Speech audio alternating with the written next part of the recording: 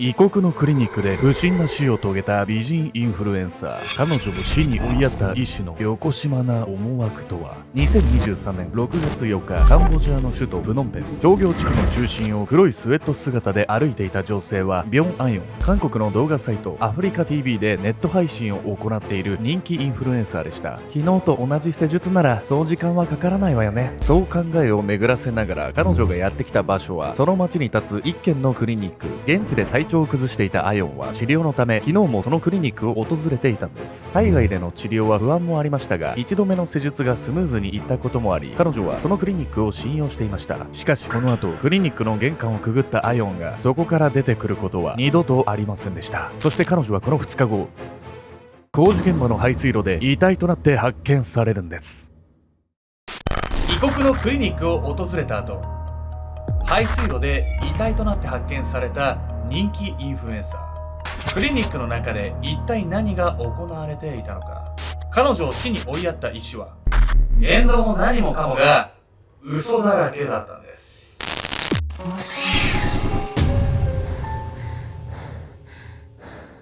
おそすけちゃんです。やみやみこうです。今度 C 社バー開くってこの間動画で言ったんですけど、それにあたりアンティークショップ巡ってんですよ最近。アンティークって本当面白いな、ソファー一つとってもいろんな種類があって、ヴィンチェスターソファーみたいなのがあって、革ただ貼っただけじゃなくていっぱい留めてあって、いい意味でデコボコ。なんか言いたいことわかる。照明とかさ、一個一個違ったりしてて、いいんですけど、アンティーク売ってる店あるけど、アンティークっぽいお店、飲食店みたいなあんまないんで。アンティークショップあるけど、アンティークっぽい家具の飲食店がない。多分あんだけど、俺が知らんだけなんですけど。でも純喫茶とか行ったらそれこそあるんじゃないの？純喫茶は日本のアンティークみたいな。西洋っぽいやつとかさ。ユリア・ペルペム。ユリア・ペルペムってとこがあるな。行ってみて。東京あるよ。さすが知ってますね。確かに飲食店って言われるとなかなか思いつかないわね。最近綺麗めなお店増えてるじゃん。カフェとかだと純喫茶みたいな感じじゃないけど、一部アンティークのものを使ったミッドセンチュリーとかってわかる？わかるわかる。俺結構好きなんだよね。そう、ミッドセンチュリー的な世界観とかはあるかもしれないわね。やりすぎてなくていいよね。昔のちょっとゴージャスすぎて使いづらいけど、すげえ盛り上がってんじゃん俺。だいぶマニアックな話だけど大丈夫これ。わかる人は教えてほしいわね。おすすめあったらぜひコメント欄でお願いします。今回ご紹介するのはカンボジアで起きた女性の不審死事件について。この事件はカンボジアのクリニックに治療を受けに行った韓国人のインフルエンサーが遺体となって発見されたという本当に恐ろしい事件なんです。それはさ、医療ミスで亡くなったのを隠蔽した結果とかっていうそういう話なの？それがですね、犯人の供述2点3点していて、真の理由わからないんですよこれ。なのでこの動画はね、そのあたり皆さんも一緒にね考察しながら見ていただければと思います。街から遠く離れた建設現場で発見された女性の遺体、そしてその女性の遺体のあまりにも無残な状態から様々な憶測が飛び交うんです。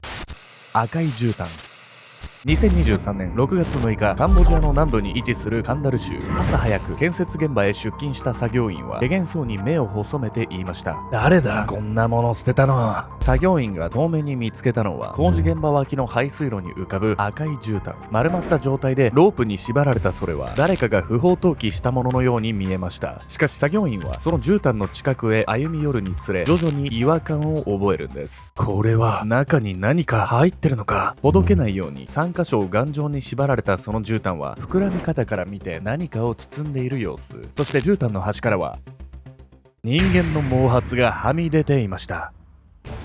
死体だ。作業員は大慌てで警察へ通報。警察が絨毯の中身を確認すると確かに女性の遺体が出てきたんです。顔や体がいびつに腫れ上がった状態で発見されたその遺体。その様相から現地のメディアは拷問にかけられた女性の遺体が発見されたと報道しました。一方で警察は女性の所持品などから韓国人であることを特定し、韓国大使館に身元確認を依頼。遺体発見から2日後、女性は韓国人インフルエンサーのビョン・アヨンであることが判明するんです。この事件は現地のクリニックで起こった事件って言ってたじゃない、その割には妙じゃない？遺体に拷問の跡があったとかさ、恨みがあって殺されたみたいな殺され方じゃない？そのためね、アヨンの死については韓国の配信業界の陰謀があったんじゃないかっていう噂なんですけど立ち始めるんです。殺害されたアヨンは韓国の動画サイトアフリカ TV で配信を行っていたネット配信者。類いまれな美貌を持つ彼女はセクシーな装いで配信を行い、男性を中心に人気を集めていました。そんなアヨンは事件の3ヶ月前、自身の SNS で突然こんな発表を行ったんです。配信者を引退することにしました。これからは一般人として生きていこうと思います。活動が至って好調にもかかわらず、理由もなく引退を表明したアヨン。その数ヶ月後に彼女が遺体となって発見されたために、韓国では次のような噂が流れるんです。アヨンは配信業界の著名人の違法行為を暴露しようとしたのではないかと。カンボジアでは公権力の監視が行き届いておらず、違法賭博が横行しているといいます。韓国の配信業界にカンボジアでの違法賭博に関与している人物がおり、アヨンはその人物と距離を取るために配信者を辞めたのではないかというんです。そして告発されることを嫌ったその人物はカンボジアまで彼女を拉致、拷問の末に殺害したというのが世間の見立てとなっていました。さらにアヨンが殺害されてからというもの、韓国のネット放送局は彼女が出演していた動画を次々と非公開に。その風潮もあって業界ぐるみで何か隠蔽の意図があるという疑惑が強まっていったんです。しかし結論から言って人々のその憶測は全くの見当違いでした。なぜならカンボジアのメディアが報じた遺体に拷問の形跡があったという報道は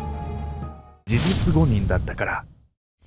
現地警察によるとアヨンの遺体に外傷や出血は皆無でした。カンボジアの高温多湿の気候の中、遺体は約48時間も水に浸かっており、相当に腐敗が進行していました。そのために顔や体がいびつに腫れ上がっており、散々に殴打された後であるかのように見えただけだったんです。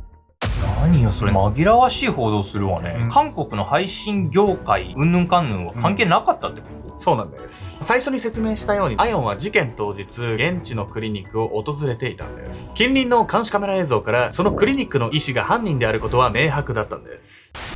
疑惑の夫婦。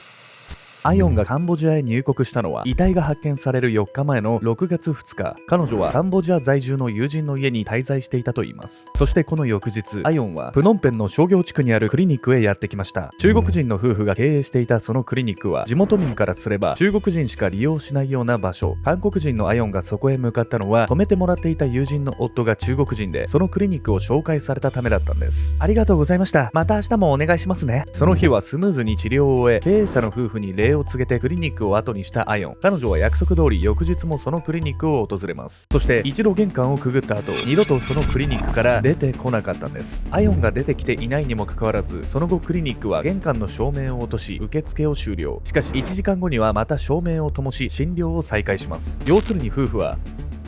アヨンの遺体を院内のどこかへ隠した後、通常通り診療を続けていたんです。その日の深夜1時前、一度帰宅した夫は乗用車でクリニックを再び訪れ、トランクを玄関に密着させるようにして停車。その不自然な車の止め方は、院内から遺体を運び出すところを見られないようにするためのものでした。それらの映像を証拠に、遺体発見から3日後の6月9日、警察はクリニックを経営していたライ・ウォンサオとその妻サイ・フェイチュンを逮捕。取り調べにおいて、容疑者のライはアヨンが亡くなった理由を次のように語りました。感染症の治療で血清注射を打ったところ、アナフィラキシーショックを起こしてしまったんです。アナフィラキシーショック、スズメバチに刺された時とか、蜂に刺された時になるイメージなんだけど。それもあります、もちろん。ただね、ライが言ったように、血清注射を打った時もアナフィラキシーショックが起こる可能性があるんです。というわけで本日のメトラキーワード、血清注射について。血清注射とは、1889年に日本人医師の北里柴三郎が発見した感染症の治療法。感染症を持つ動物の体内で作られた抗体を用いたもので、破傷風やジフテリア、マラリアなどの治療に用いられます。血清は感染症の治療において高い効果を発揮する反面、動物由来であるため人体にとっては異物でもあります。1度目の摂取でその情報が体に記憶され、2度目の摂取ではアレルギー反応からアナフィラキシーショックに陥ることも。2度目の摂取の際は抗ヒスタミン薬やステロイドなどアレルギー症状を緩和する薬品を併用し、細心の注意を払った施術が必要となるんです。アヨンがクリニックへやってきた日、彼女に2度血清注射を打ったというライ。するとアヨンはアナフィラキシーショックを起こし、そのまま亡くなってしまったといいます。犯人のライはその医療ミスの隠蔽のため郊外の建設現場に遺体を遺棄。彼のその供述によって事件の真相は全て明らかになったかのように思えました。しかし取り調べが進むうち、ライは一度認めたその医療ミスについてなぜかまた供述を改めるんです。治療を始める前に用があって診察室にアヨンさんを一人にしたんです。そして次に私が覗きに行った時、アヨンさんは泡を吹いて意識を失っていたんです。この時アヨンの腕には注射の跡があり、彼女は自分で買ってきた市販の麻酔薬を注射したようだとライは話しました。そこからライは救急薬を飲ませたり蘇生措置を試みたりしたと言いますが、アヨンは息を吹き返さずやむを得ず遺体を遺棄することに。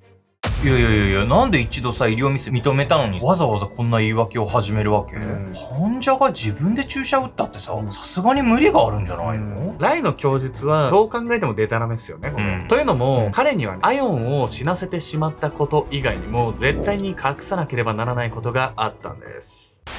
ねじ曲げられた真実。当初血清注射を2度打ったところ、アヨンがアナフィラキシーショックを起こし亡くなってしまったと供述していた容疑者のライ。彼はアヨンが自分で買ってきた薬品を勝手に注射して亡くなってしまったと後になってから言い分を変えました。おそらくそれは取り調べが進むうち、ライが注射を打ったことを認めれば医療ミスで患者を死なせてしまったこと以上の重大な罪に問われると気がついたため、それは彼が無免許でクリニックを経営していたからでした。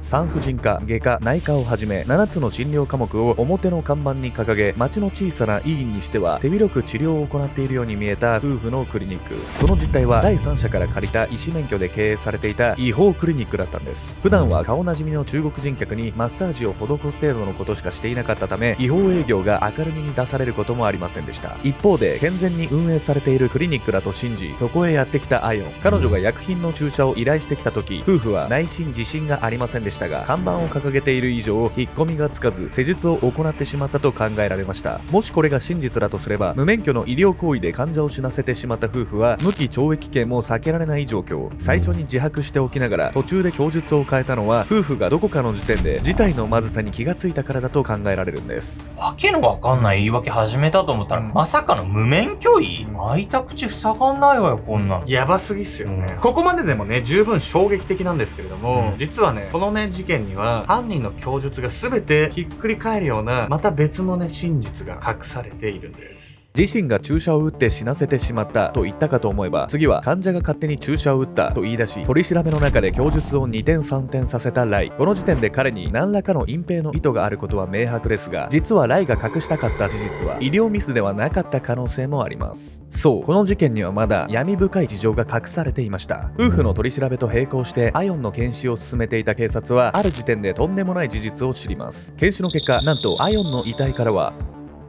何の薬物も検出されなかったんです。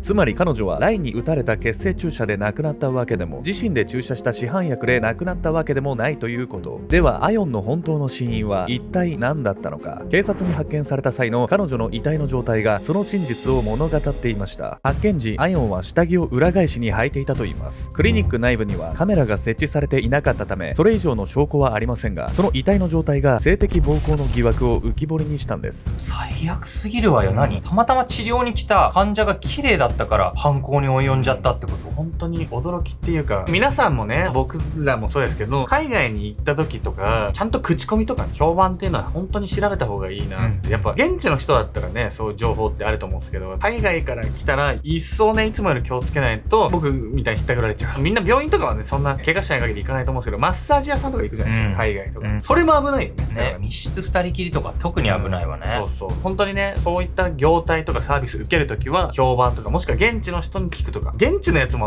怪しかったりするよね。グルだったらまずいわね。ほんと信頼できる情報ってのはなかなか難しいかもしれないけど、その中でも吟味しなきゃやばいわよね。現地の人が向こうから言ってくるやつって大体やばいっていうのは思ってるんですけど、自分で目星つけてその評判聞くのはいいけどね。テクニックっちゃテクニックなんですけど、そういうのも含めてね、皆さん本当に勉強して海外やったり、行ったことない土地にはね、気をつけて過ごしていただければと思います。この他にも容疑者のライは犯行について次のようにも話しています。妻はあの女性が亡くなったことすら知りません。彼女は全くの無実なんです。クリニックの前の通りに設置された監視カメラ映像では確かに2人で遺体を遺棄しに行っているように見えた夫婦。しかしライが言うには、妻のフェイチュンは遺体がトランクに乗せられているとは知らずに車に乗ったと言います。ライは妻を食事に行こうと誘って車に乗せ、彼女をレストランで待たせている間に一人で遺体を遺棄しに行ったと。私たちにはまだ小さな子供がいるんです。どうか妻だけでも釈放してほしい。事件件の現場となったクリニックは非常に狭く、診療室でさえ簡易的なカーテンで仕切られているだけの環境。その狭い院内で事件が起きている以上、妻のフェイチュンが患者の死を知らなかったという話には無理があります。ライのその供述は残された子供を心配するあまりの嘘である可能性が高いでしょう。しかしそうやって同情を誘う言葉を並べたところで、この事件が明確な悪意のもとに起こされたことはもはや疑いようもありません。事件は現在も公判中。どのような判決が夫婦に下されるのか、今後の経過が注目されています。海外旅行に行った際、今回のような怪しいクリニックを訪れることは稀かもしれません。一方で散策する中で知らず知らずのうちに危険とされている地域に迷い込んでしまうことは大いにあります。海外でそうした危険に巻き込まれないために、あなたはどのような心構えが重要だと考えますか？おっそっす。皆さんね、いつもね、ご視聴ありがとうございます。ここでね、僕ら自身のね、悩みの共有でもあるんですが、はい、最近ね、YouTube もね、規制厳しいんですよ、本当に。でね、皆さんもね、感じてると思うんですよ。昔のね、YouTube と比べて、規制厳しいなと。まあ、アルゴメトリ限らずね、もう YouTube 全体でですよ、本当に。なので、まあ、ちょっと今、ね、YouTube で規制されちゃう動画っていうのは全部ね、秘密結社アルゴメトリの方にアップロードさせていただいてるんですけども、まあ、具体的にはね、今 YouTube で見せれないね、動画っていうのはこういう動画になります。まあそれこそ最近話題になったいろんな人が拉致されてる KK 円区に関する動画だったりとか、あとはこれもう本当に超有名事件なんですけど、ハローキティ殺人事件。ハローキティの人形の中にちょっといろいろ入ってたっていうね、話なんですけど、まあ、あとはね、もう本当にちょっと都市伝説界隈でも話題になっているね、ディープステートに関する事件とか、あとは初期だったらエプスタイン島事件とかね、ここもちょっと繋がってたりするんですけど、